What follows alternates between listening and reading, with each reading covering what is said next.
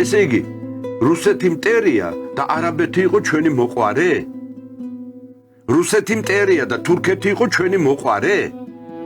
გადაშალეთ ისტორიის წიგნები, რეგვენებო, რამდენი ქართველი ცხოვრობს თურქეთში? რომელიმეს აქვს თავის გვარი?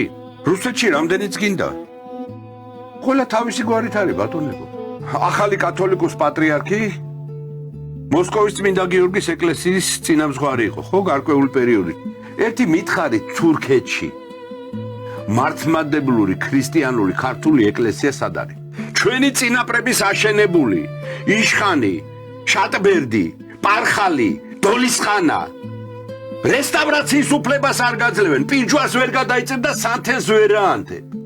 აია სოფიას ტაძარი, უძველესი ტაძარი, ქრისტიანული ტაძარი. რათ არის გადაკეთებული?